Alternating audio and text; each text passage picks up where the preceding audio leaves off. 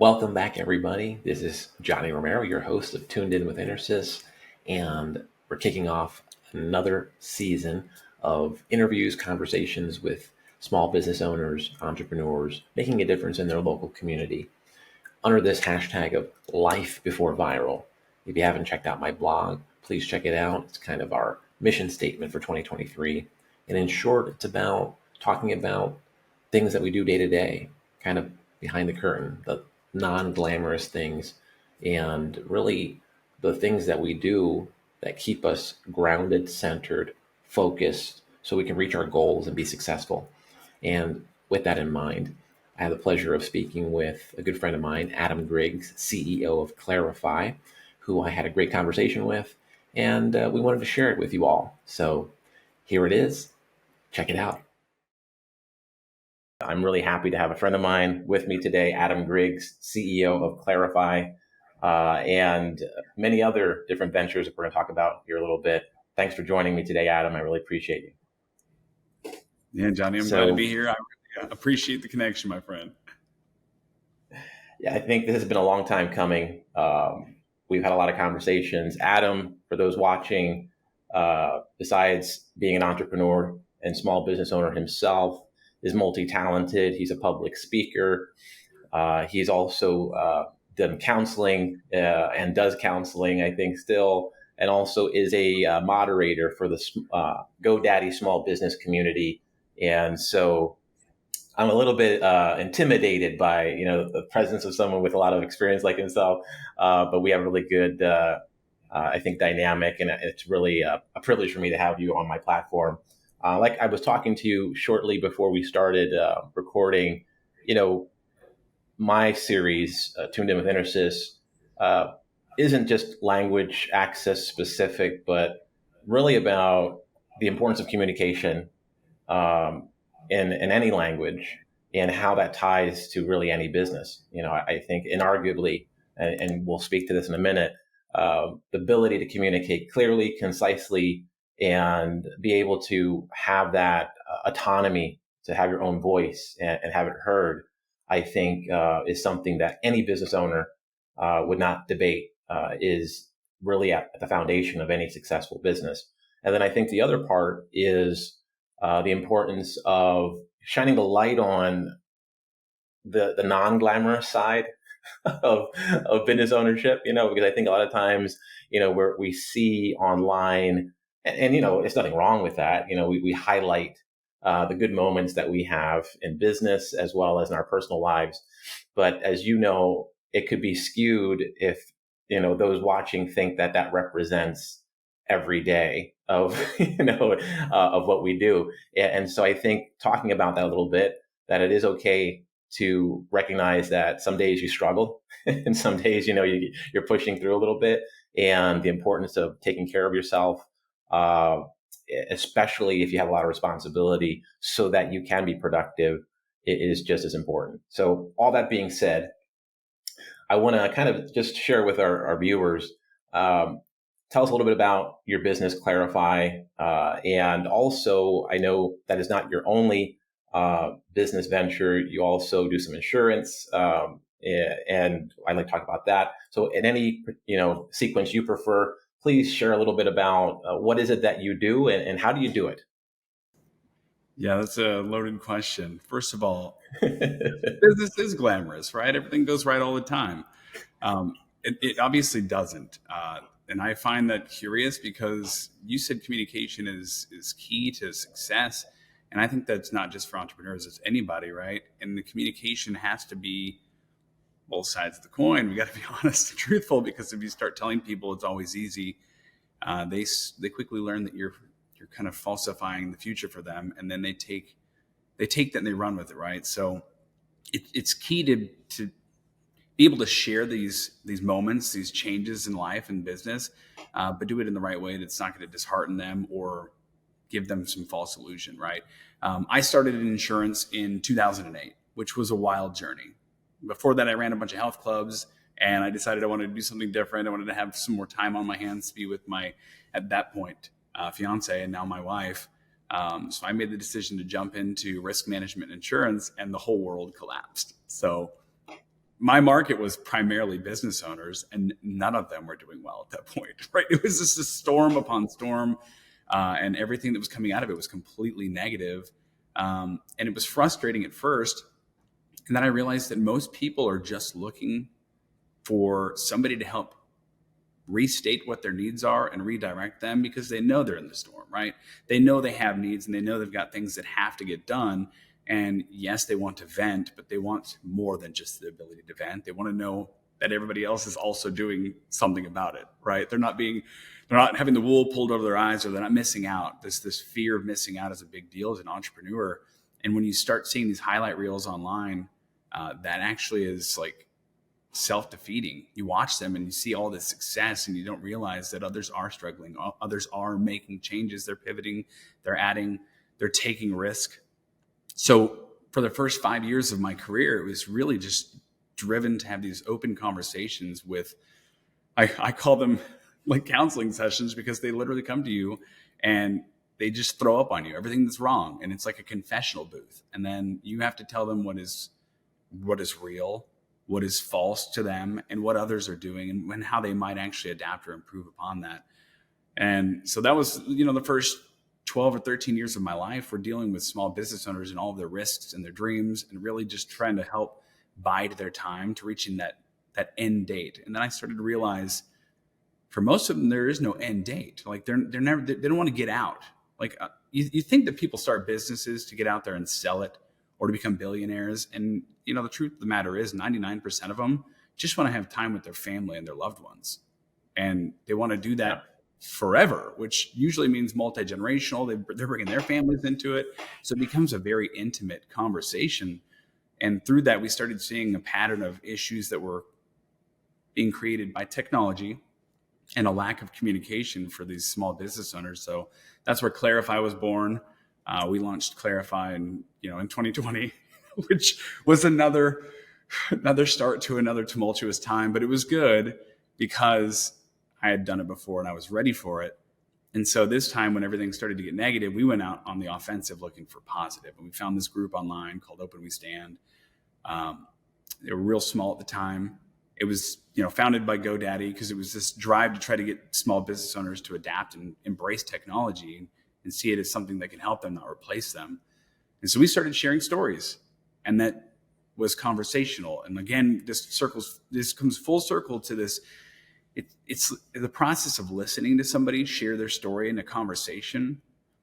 It's disarming, right? When people listen to it, and that's what I love what you're doing, Johnny, because when people listen to it, they get to hear the real stories. They get to hear the real moments. There's no judgment. There's no projected necessity that they've got to perform after this, right? They're just here listening and learning. Right.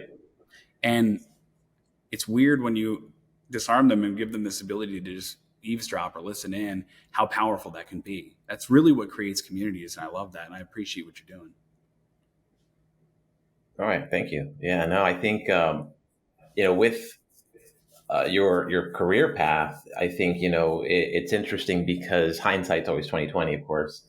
And I think the power of that is, a lot of times, if we knew the obstacles that were in front of us, it's more likely we would choose not to do what we did, right? But a lot of times we grow and we learn and we adapt. And I think, that happened to many individuals who were forced to do that during the pandemic. And if you were able to come, through to the other side, you're all the better for it. So tell me a little bit about, because I want to kind of go back a little bit. CLARAfi, you said, was 2020, but 2012, you were with NAP General Agency, which is the insurance company and service provider that you mentioned. So with that, would you say there were any, because we can say, we can argue you're a serial entrepreneur. You learn, and you obviously have seen other individuals go through situations. Were there any particular experiences that you found in your experience, without identifying anybody, will protect the innocent, not so innocent, that maybe encouraged you to say, you know what, I can go into this different vertical, having seen and learned from what I've encountered in my interactions with others? Have you had that throughout the years where one experience has maybe motivated you in a different direction? Yeah, I mean, I've had a few, a few of those moments. Insurance is a pretty, it's a pretty dry environment. I'll just put it that way. It's very legalese. It's meant to protect others, but it's intimidating for most. I mean, even the guys in the industry are a little intimidated to open up about it. And you really can't sit down and say, "Hey, let's have coffee and talk about policy," right? It's not something you do. And so, early in my career, it was very frustrating. It was difficult to wake up and feel impressed that I was doing good, right? It's I knew I was paying the bills. I had a family to support, and I knew that what I was doing would eventually matter to me having freedom on my side. But you can't really sell your soul unless you believe in what you're doing, right? So I was always looking to see Right, if there right. was going to be something else open. And I remember at one point I had a client, and she was one of my first clients actually. She called me up and she said, "Hey, I'm going to retire and I'm going to sell my company. And the guy that's my financial advisor doesn't know what he's doing. So I need you to figure it out. I need you to go and figure out how to get this done. Go talk to the SBA for me and make sure this deal gets done, or I'm going to have to lay off all of my employees and liquidate the company." And this is she called me up and this verbatim what she told me, and then hung Wow. up. And it was like a slap in the face because I was just the insurance guy, I thought. But I realized at that point we had built this really intimate relationship, and she knew that I was a guy that was very open to connecting to others, very open to try to bridge the gap. And so I really hit the ground running, and I tried to learn on the fly what it means to transition businesses, what it means to go out and get loans, what it means to actually salvage a company and an opportunity for all these employees. And it took us about 9 months and a lot of aggressive learning on my end to get this deal done. But it was handled properly. It was handled by people who actually had their heart in the mix. And unfortunately, some of these people that were originally part of it, were taken out of the equation because they were there for the dry, Right. check the box and move on mentality.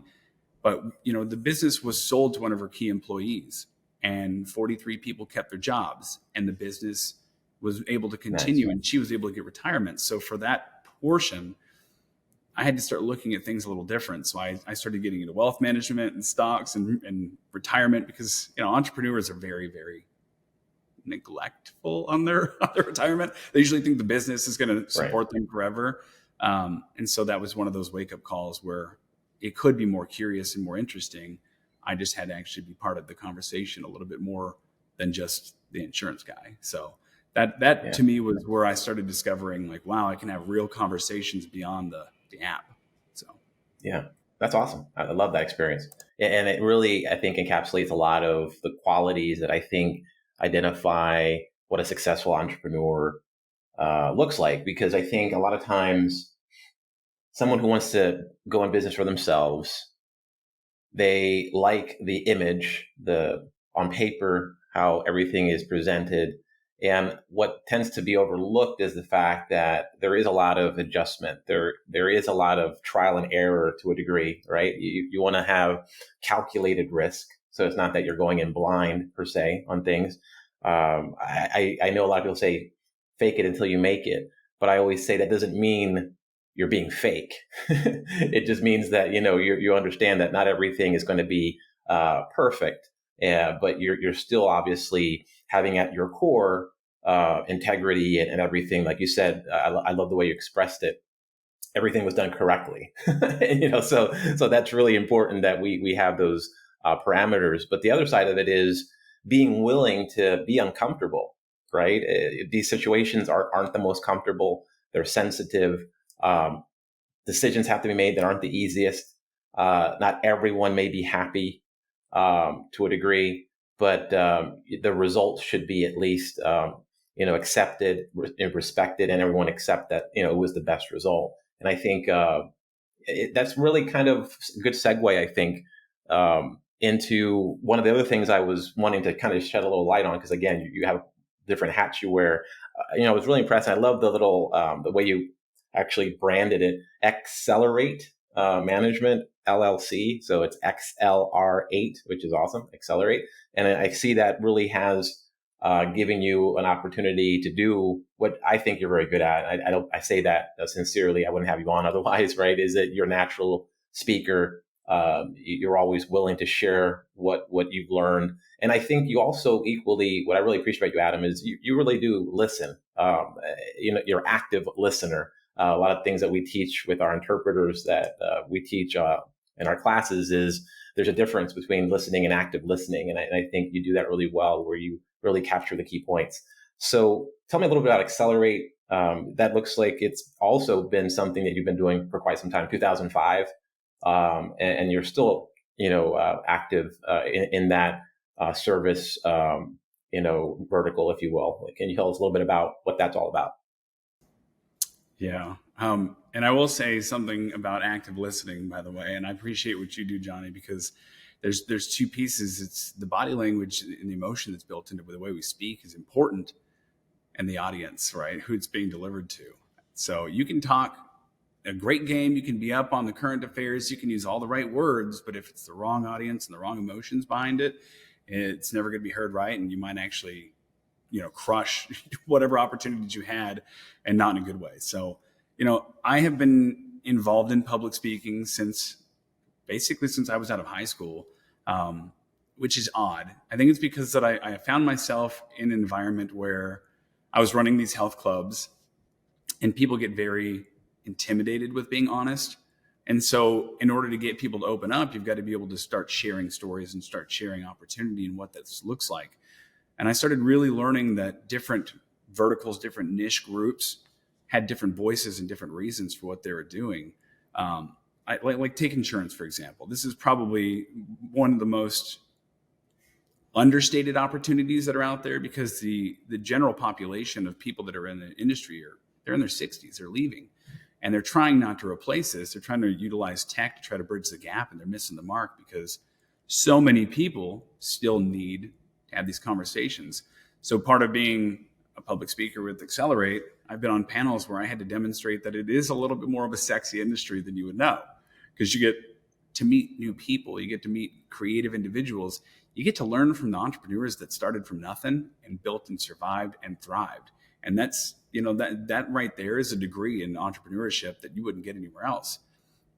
And then beyond that, I've gotten to go to nonprofit groups and talk to them, which has been a lot of fun, because usually we get to have a little bit more of open conversation, sharing the fun stories. And then beyond that, it led into the opportunity of these monthly meetups that I do, really. I mean, that's probably where I had the confidence to go ahead and start doing that during 2020.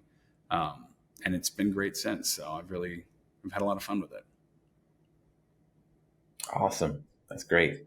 So with all these different hats, right, that you wear, and opportunities you've taken advantage of, we'll kind of talk a little bit about balance, right? Because that's really something that is always a challenge for everyone, and really a day-to-day, kind of struggle.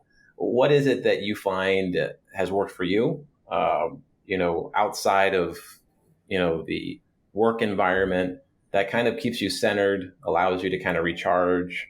And how important is that to you, as far as, self-care and kind of finding that balance to be able to continue doing what you're doing and be successful?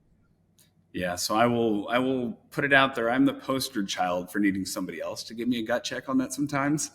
But it's often that when we're working in environments that excite us, we tend to burn the end of both, ends of the candle. And it isn't always a good thing when you've got a family or a relationship outside of what you're doing for work, because yes, they might share and support that passion, but they might not be as bought in as you think, right? So my wife is probably my number one. When she knows that I'm pushing myself too hard, she knows how to withdraw and pull me back, because she is very much spontaneous. She's a lot of fun, and she really just keeps me grounded. And then beyond that, any project that I've taken on, I've learned to really take a step back and say, okay, should I have said no to this? Yes or no? Like, if I've already bought in, you've got to ask yourself that so you can get the confidence to keep going, number one. And then after you've convinced yourself that it matters, is there a timeline?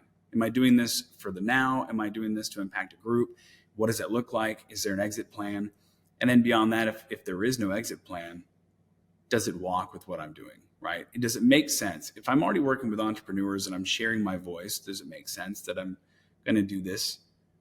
Like these meetups, right? Those are all pro bono. We do those for fun. We do them every month, and it takes a lot of effort. I mean, hours and hours and hours of pre-game recording, editing, and launching all this stuff. But I have a lot of enjoyment doing that. So it's part of my wind down cycle, and it keeps me balanced. And then beyond that, knowing when to cut and run, my friend, knowing when to cut and run, it's, we're all Yeah. perfectionists at heart, and everything we do is a reflection of ourselves. And we're probably our biggest critics. So knowing when to just put something out there, cut and let it be, and just let the world tell you whether or not it matters. That's a hard thing to do, but that is the best way that you can ever balance anything. Just get it out there, let them absorb it, give them some of that success that you've been building and harboring, and then learn from it, right? That's how you build perfection. You don't sit there and stew on it and burn yourself out. So I would say between that Yeah. and then I've chosen different lifestyles to help balance the outside of work too. So we can talk about that if you want. Awesome. And I want to talk a little bit about, I know you had a farm for some time until recently. So tell us a little bit about that, and why is it that you no longer have the farm, I guess. Tell us a little bit about that situation. Yeah. So my wife and I got to this point where business was good, right? Business was very good, but we were always in the mix of the city, and our kids were getting to an age where we wanted them to experience a little bit more of nature and have some responsibilities built around that. So we ended up looking around, and we discovered a hobby farm that was for sale, and we bought it without thinking first, right? What goes into it. And we spent years building this farm up. We put the corrals in, we had animals. Our kids learned how to care, nurture, and breed animals. And we ate everything we grew, right? We had a huge garden, and we had animals that we dealt with. And it was a great, great learning experience, and it was a great retreat. Anytime that I would burn out or need a reflection, I would just walk outside, and there were animals around to just talk to and vent. And animals don't talk back. So it was a lot of fun. And during the pandemic, it was our safe haven, honestly. Like during the whole shutdown, like I felt so blessed that we had all this acreage. We could just get outside and walk around and diffuse, because being on screen is exhausting. Being always on the phone is exhausting. And as an entrepreneur, we're always on. So for me, it was a great, great piece of heaven. And we bought the place knowing that it wasn't going to be forever. I have two boys, and they're getting to the age now where they're very into sports, right? They're getting into that athletic state of life. And then we both have aging parents that are having some health problems. We decided that maybe it's time to look at something else.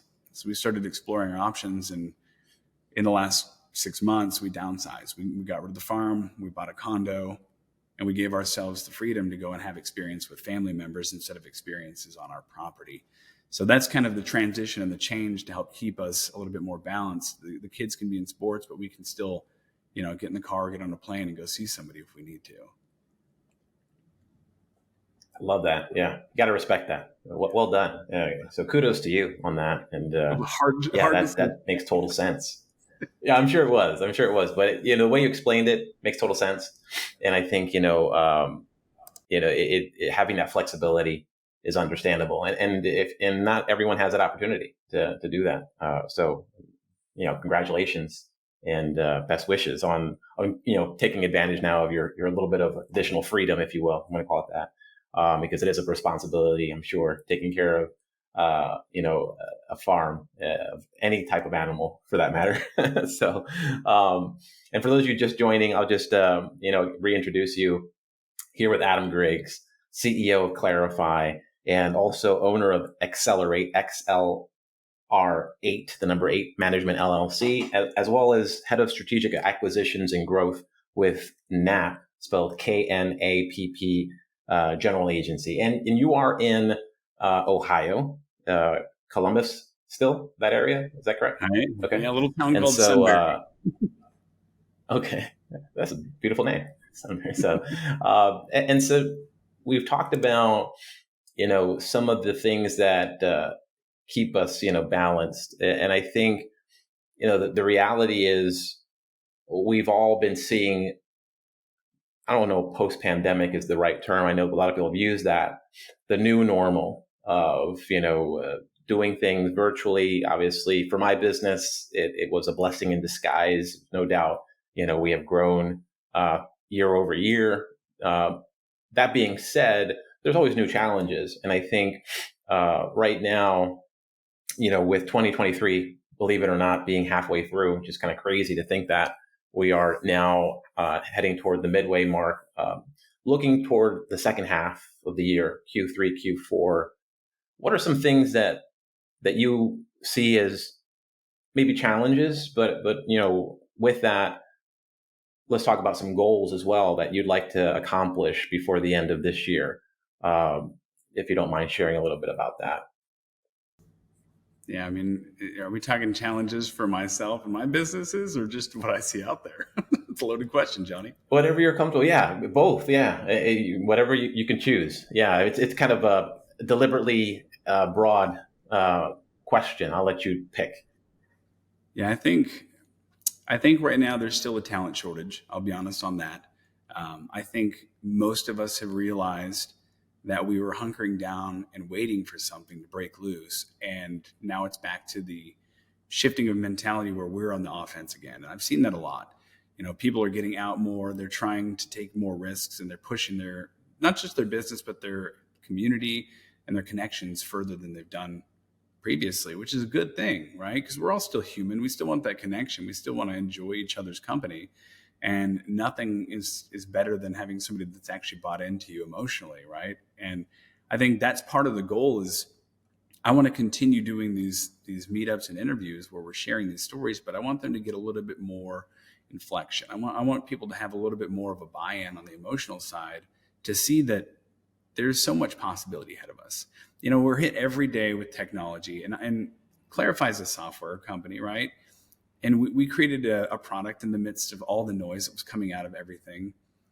And when you're an entrepreneur and you see thousands of different apps and technologies that you have to learn or try or hear about, right? And there's no right answer to everything. We all know how to use email basically and text and Word docs, but we're talking about automated tasks. It's overwhelming. And when it's overwhelming, it's got to matter to you. And I think for us, our goal is to dial in the noise and figure out what actually matters to the goal, which is to help create more opportunity and emotional buy-in for our clients so that they have confidence to lead their lives and their businesses and shed some of that extra weight, where it's not so technical anymore and it's not so driven to compete with everybody else. And that's a hard thing. So again, it comes back to bringing in others that are a little bit more talented in communication style and understanding and having that empathy. And empathy is a talent, Johnny. I'll tell you that right now. It's a talent. When you can actually hear, understand, and lean on people and give them advice that is something they can put into play, that's powerful. I mean, that is a superpower. So Yep. That's our goal, is to give people I agree. the confidence to make those decisions in those moments and not worry about the rest of the noise that's going on in the world. And that's for our clients and for ourselves. So I hope that answers the question. Yeah. No, it does, because it makes me think of how overwhelming sometimes it could be. For example, and I'm sure you probably get even more than I do, but every day I get in my inbox through LinkedIn or email, and I respect the hustle. I do. Everyone's trying to promote and get your visibility and marketing and all of that. And it really is so much that I really can't reply to everybody, because it's just, there's so many coming in. So you pick and choose. And I feel sometimes guilty that I'm not responding, because I'm sure like the same way you are. I really do respect and appreciate it. But it becomes repetitive, right? Where I know that everyone's trying to get their foot in the door and do these things. So what you said, and correct me if I'm wrong, resonated, because I think as an entrepreneur, business owner, or leader in your industry, I think sometimes, and it is kind of also one of the other points you touched on, knowing when to walk away, knowing when to say no. because if you can't really delineate that, I think it could be easily overwhelming, it can burn you out, and you really also lose time and productivity. So it's really knowing what are your needs, right, to accomplish your goals, and then really being strategic with your time, your spend, so that you can identify the right connections, the right partnerships, collaborations that align with what you want to get accomplished. Um, because otherwise, you really aren't going to see the results you want, and you're going to find yourself playing catch up instead of really getting ahead, planning, and doing these things. And I kind of, that's how I interpreted what you said, but I think, it really fits really well, because I think those are some of the things recently I've been thinking about. Like, wow, it's great to be seen. It's great to get visibility. The more visibility you get, the more people reach out to you. And one of the things that I've been noticing is like, well, do I really have the bandwidth to reply back? Do I reply back? I don't know. How do you handle that? I mean, I don't like the auto response. I really do want to be personal with everyone, but it's hard to do that. Do you understand what I mean? And have you seen that yourself? Yeah, I will say people can tell when it's robotic, when it's auto reply, right? And Yeah, yeah, if you're using some technology to try to reply on an ongoing basis, it's pretty easy to see the redundancies that show up, especially if you look through your notifications or your inbox. I will say that if you've got a specific niche that you dial into, or a specific group that really is on your radar, when you respond to them, it can feel overwhelming, but it's also exciting. You've got to just set boundaries. So I have boundaries that I set. I've got specific times a day that I will actually openly respond in the moment all the time. And then I've got other times where I'm like, no, I can't. I've got to put it away. I'll check it before, 30 minutes before the end of the day, just to make sure I do respond to however many I can. And then if I can't, I will personally try to put out a blanket statement to those group of individuals, or the audience that I'm using, as my sounding bar, right? And I'll let them know, like, this is what I'm thinking about. Because one thing that most people forget is curiosity is like the catalyst to everything, right? When we get curious, we start to discover that we have tenacity in business. We have the opportunity to create products. We have a connection that we never knew we really had. And so like what you said, when you're strategic with your awareness, it allows you to be curious in moments that matter. And if somebody responds the right way, you pique their curiosity, they pique yours, and it feeds into each other. And it's a good balance, and it keeps you focused in that niche. That way you don't go too wide, talking to too many people, thinking that it's just about views, because it's not. It's one of those things yeah, where you've got to really judge whether or not your interactions are mattering to you and to the audience. Because at the end of the day, it's their time too. Time's precious, right? I want to be with my family. I yeah, want to have experiences. I love doing meetups and being online and working with our tech team. But at the end of the day, I also love going out for coffee and having ice cream and watching baseball. Like, it's okay to have that lifestyle yeah. balance. So you've got to set those personal boundaries, and then let that curiosity live in those moments. That's how you keep it exciting. Love it. It's great stuff. Yeah, time flies when we're talking. I love it. So I do want to make sure I respect your time, and just kind of touch on maybe a few last points here. Uh, Own it, love it. Hashtag own it, love it. I love that hashtag. No pun intended. Tell us a little bit about what that is. I know it's one of the things that you tag a lot of your posts with, and I think I know what it means, but I'd like you to explain it for those watching, so they can also follow if they choose to do that. Yeah, absolutely. It's something that kind of it was curated through this thought of lifestyle, right? Everybody wants to have a lifestyle that not only supports their needs financially, but supports their hunger for experience. And in entrepreneurship and business ownership, even in management, we have this need to create an identity. And a lot of times we negate the loving of what we're doing because we want to own that title. We want to own that business.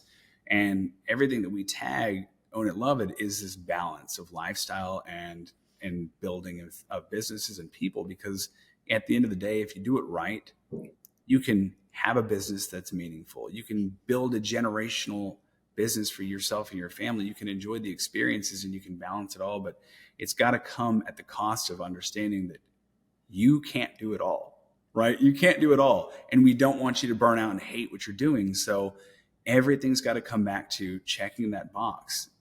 Does it validate what I'm doing as a business owner or as a manager, as a leader? Do I own that title? And can I love what I'm doing in that title, right? And it's not so much the processes and the tasks, it's the people you're affecting, the communities you're raising up, the opportunities you're building. And if you're doing this right, I mean, there's nothing better than having time freedom and knowing that you're really giving people an opportunity in your own neighborhood by building a business that can really do something positive. Right. So that's kind of what Own It, Love It is. That's why we started those meetups, with the group in 2020, and we've continued to do them. And I really I enjoy it. And you, Johnny, are one of the poster children for that, by the way. And you've been on ours, I think, twice now as an interviewee, and what you're doing with your life and your business and how it's succeeded. And you've taken this journey to Portugal and you've really expanded your opportunities. And now you're teaching others. That's what it's all about. I mean, you literally are the Own It, Love It poster child. So I appreciate you for asking that. Well, thank you. Yeah, I'll take what I can get. That's a big honor for me. So, but yeah, no, I think for those watching, I do want to share how you can get in contact with Adam, and we'll post this as well on the screen. You'll see this through our different social media channels. So CLARAfi is CLARAFI.io for their website. You can also follow him through letsaccelerate.com. That's LETSXLR8, the number 8.com. And also, if for your insurance needs, at the www.jaknap.com as well. Just wanted to get that in. A few last points, I think, with what we just kind of touched on, and we'll have to hopefully have a second invite for you as well, and hopefully you'll accept, because I think we can definitely talk more about some other topics next time around. But I think, for the latter part of this year, where would you like to end, 2023, specifically with regards to CLARAfi, and maybe on a personal note as well, just maybe a couple, top two targets that you have for the next 6 months, so that we don't end up overextending, right? But something that you'd like to get done, just to kind of keep our motivation in the right spot. Yeah, so that's a good question. CLARAfi right now is in process of building their own community. We've realized that not just the people that want to be paying for some guidance are part of our community. It's the entrepreneurial circle in general. So we're going to be building our own community for those that want to follow. We're not sure how that looks like, but I wanted to have it out and ready and available by the end of the year. There is going to be, a free user following. You can get on there, and then we'll have a little bit more of the advanced lifestyle for people that want to take it a little further, a little faster. So that's on the business side of things. I hope to have that out probably by the end of third quarter. I say that so that it's done by the end of the year, right? We got to set these lofty goals. There you go. Sure. And then on a personal side, I'm going to be spending a lot of time with my family and just kind of dialing in the rest of this year. We just got back from Japan. We took a huge trip with 20 kids and adults, all family members, big family reunion. So we got that out of our system. So now it's getting back into the rhythm of enjoying life, and we're going to be homeschooling. So trying to create that balance. I've got a lot to figure out here at the end of the year, Johnny. That's awesome. No, best wishes to you. Hi, everybody. Adam Griggs here with CLARAfi. I have had an amazing conversation here with Johnny, talking about all things related to business, and it has been a blast. So I'm just going to ask you guys one question. Are you tuned in?